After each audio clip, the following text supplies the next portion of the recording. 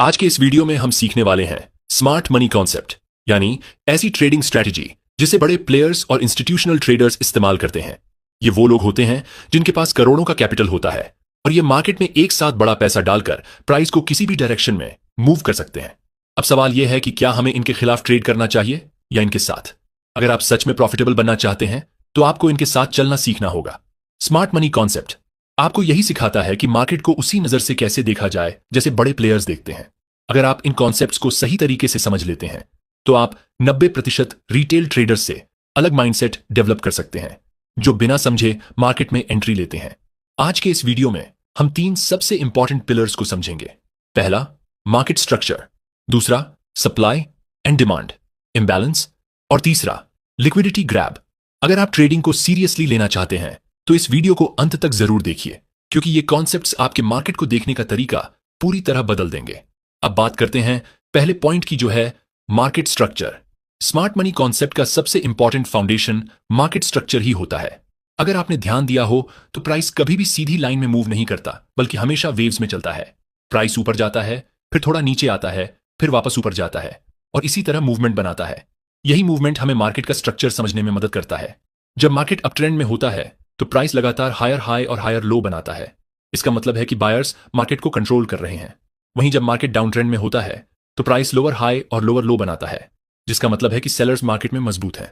यही basic structure है जिससे हम ट्रेंड को पहचानते हैं। अब मार्केट स्ट्रक्चर में 2 सबसे इंपॉर्टेंट कॉन्सेप्ट्स होते हैं।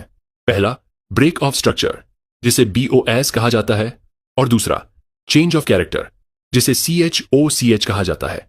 जब प्राइस अपने प्रीवियस हाई या लो को ब्रेक करता है और उसी डायरेक्शन में आगे बढ़ता है तो उसे ब्रेक ऑफ स्ट्रक्चर कहते हैं। यह सिग्नल देता है कि ट्रेंड अभी कंटिन्यू हो रहा है। दूसरी तरफ जब प्राइस अपने करंट ट्रेंड के ऑपोजिट डायरेक्शन में स्ट्रक्चर को ब्रेक करता है तो उसे चेंज ऑफ कैरेक्टर कहा जाता है। यह अक्सर ट्रेंड रिवर्सल का शुरुआती संकेत होता है। उदाहरण के लिए, अगर मार्केट अप ट्रेंड में था और प्राइस अचानक पिछले हायर लो को ब्रेक कर देता है तो यह संकेत हो सकता है कि ट्रेंड अब बदलने वाला है। यहां एक जरूरी बात समझना बहुत इंपॉर्टेंट है कि मार्केट के ये मूव्स रैंडम नहीं होते। हर मूवमेंट के पीछे इंस्टीट्यूशनल ऑर्डर्स होते हैं। रिटेल ट्रेडर्स सिर्फ चार्ट पर पैटर्न्स देखते हैं, लेकिन स्मार्ट मनी मार्केट के पीछे की इंटेंशन को समझता है।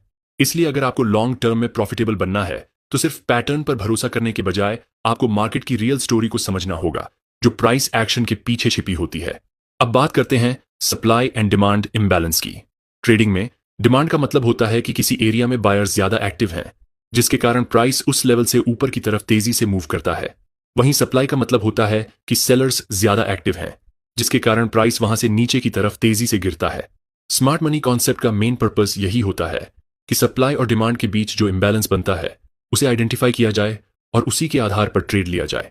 इम्बैलेंस का सीधा मतलब है कि किसी लेवल पर डिमांड सप्लाई से ज्यादा है या सप्लाई डिमांड से ज्यादा है। अब सवाल आता है कि इस इम्बैलेंस को प्रैक्टिकली कैसे आइडेंटिफाई करें। इसके लिए हमें चार्ट पर प्राइस बिहेवियर को ध्यान से देखना होता है। सबसे पहले डिमांड जोन को समझते हैं।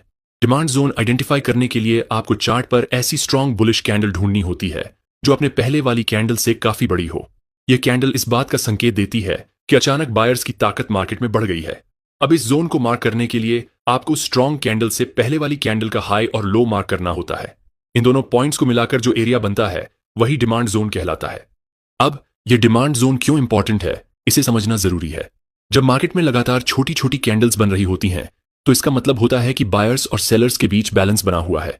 लेकिन जैसे ही एक बड़ी बुलिश कैंडल बनती है तो यह क्लियर संकेत होता है कि बायर्स ने कंट्रोल ले लिया है और डिमांड सप्लाई से ज्यादा हो गई है। इसलिए जो जोन हमने मार्क किया है वह एक स्ट्रॉन्ग डिमांड जोन बन जाता है। जब फ्यूचर में प्राइस वापस इस जोन पर आता है तो यहां से बायर्स फिर से एक्टिव हो सकते हैं और प्राइस को ऊपर की तरफ पुश कर सकते हैं। यही रीजन है कि इस लेवल पर बाइंग अपॉर्चुनिटी मिलती है। अब इसी कॉन्सेप्ट को उल्टा करके सप्लाई जोन समझते हैं। जब चार्ट पर लगातार छोटी कैंडल्स बन रही हों और अचानक एक स्ट्रॉन्ग बेरिश कैंडल नीचे की तरफ ब्रेकआउट दे तो यह संकेत होता है कि सेलर्स ने कंट्रोल ले लिया है।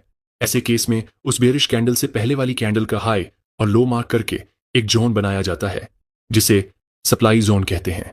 जब फ्यूचर में प्राइस इस जोन पर वापस आता है तो यहां से सेलर्स फिर से एक्टिव हो सकते हैं और प्राइस को नीचे की तरफ धकेल सकते हैं। अब सबसे इंपॉर्टेंट पार्ट आता है पेशेंस।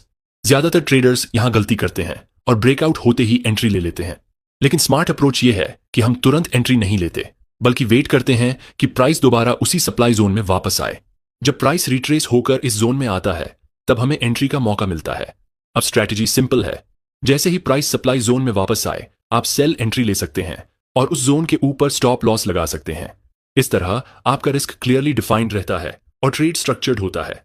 इस पूरी स्ट्रैटेजी से आप दो बहुत इंपॉर्टेंट चीजें सीखते हैं। पहली यह है कि अगर मार्केट किसी लेवल को डायरेक्टली ब्रेक करता है तो आपको तुरंत एंट्री नहीं लेनी है, आपको हमेशा रिट्रेसमेंट का वेट करना है। इससे आपका फोमो कंट्रोल में रहता है और आप इंपल्सिव डिसीजन से बचते हैं। दूसरी चीज यह कि आप ब्रेकआउट ट्रैप से बचना सीखते हैं। मार्केट में अक्सर ऐसा होता है कि प्राइस ब्रेकआउट दिखाकर रिटेल ट्रेडर्स को ट्रैप करता है, उनका स्टॉप लॉस हिट करता है और फिर असली मूव देता है। अगर आपको इस कॉन्सेप्ट में और ज्यादा कॉन्फिडेंस चाहिए तो आप खुद चार्ट पर बैक टेस्टिंग करें, अलग अलग टाइम फ्रेम्स पर इस स्ट्रैटेजी को अप्लाई करके देखें। जितना ज्यादा आप प्रैक्टिस करेंगे उतना ही आपका कॉन्फिडेंस और एक्यूरेसी दोनों इंप्रूव होंगे। अब बात करते हैं तीसरे और सबसे इंपॉर्टेंट कॉन्सेप्ट की, जो है लिक्विडिटी और liquidity grab. Smart money concept को सही तरीके से समझने के लिए लिक्विडिटी को समझना बहुत जरूरी है, क्योंकि मार्केट में जो भी बड़ा मूव आता है उसके पीछे लिक्विडिटी ही मेन रीजन होती है। लिक्विडिटी का मतलब होता है मार्केट में मौजूद ऑर्डर्स, खासकर वो ऑर्डर्स जहां रिटेल ट्रेडर्स अपनी पोजीशंस लेते हैं या स्टॉप लॉस लगाते हैं। आमतौर पर लिक्विडिटी इक्वल हाइज, इक्वल लोज, ट्रेंड लाइन, सपोर्ट रेजिस्टेंस जैसे ऑब्वियस लेवल्स पर बनती है। अब इसे एक सिंपल एग्जांपल से समझते हैं। मान लीजिए मार्केट बार बार किसी रेजिस्टेंस लेवल को टच कर रहा है लेकिन उसे ब्रेक नहीं कर पा रहा। अब जो रिटेल ट्रेडर्स होते हैं वो यहां सेल करते हैं और अपना स्टॉप लॉस उस रेजिस्टेंस के थोड़ा ऊपर लगाते हैं। इसका मतलब उस रेजिस्टेंस के ऊपर बहुत सारी लिक्विडिटी मौजूद है। इसी तरह सपोर्ट के नीचे भी स्टॉप लॉस के रूप में लिक्विडिटी मौजूद होती है। अब आता है लिक्विडिटी ग्रैब। लिक्विडिटी ग्रैब का मतलब होता है कि मार्केट जानबूझकर उन लेवल्स को ब्रेक करता है जहां बड़ी मात्रा में स्टॉप लॉस और पेंडिंग ऑर्डर्स मौजूद होते हैं। जैसे ही ये ऑर्डर्स ट्रिगर होते हैं, मार्केट में अचानक मोमेंटम आता है और बड़े प्लेयर्स अपनी पोजीशंस आराम से बिल्ड कर पाते हैं। इसे थोड़ा गहराई से समझते हैं।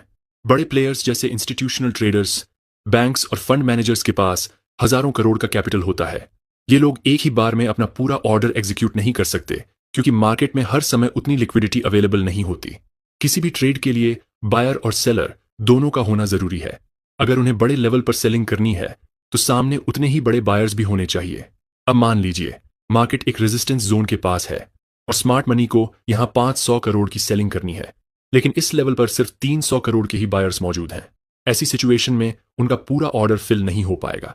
इसलिए स्मार्ट मनी पहले मार्केट को उस रेजिस्टेंस के ऊपर पुश करता है। जैसे ही रेजिस्टेंस ब्रेक होता है, रिटेल ट्रेडर्स इसे ब्रेकआउट समझकर बाइंग शुरू कर देते हैं और जो सेलर्स पहले से पोजीशन में होते हैं उनके स्टॉप लॉस भी हिट होने लगते हैं। इस तरह मार्केट में अचानक बाइंग ऑर्डर्स बढ़ जाते हैं और स्मार्ट मनी को अपनी पूरी 500 करोड़ की सेलिंग के लिए सफिशिएंट बायर्स मिल जाते हैं। अब जैसे ही उनका ऑर्डर पूरा फिल हो जाता है, वे मार्केट को नीचे की तरफ पुश करते हैं। इसका नतीजा यह होता है कि जो रिटेल ट्रेडर्स ब्रेकआउट में बाय करके बैठे थे वे ट्रैप हो जाते हैं और उनके स्टॉप लॉस हिट होते हैं। यही प्रोसेस लिक्विडिटी ग्रैब कहलाता है, जहां मार्केट पहले लिक्विडिटी कलेक्ट करता है और उसके बाद ऑपोजिट डायरेक्शन में मूव करता है।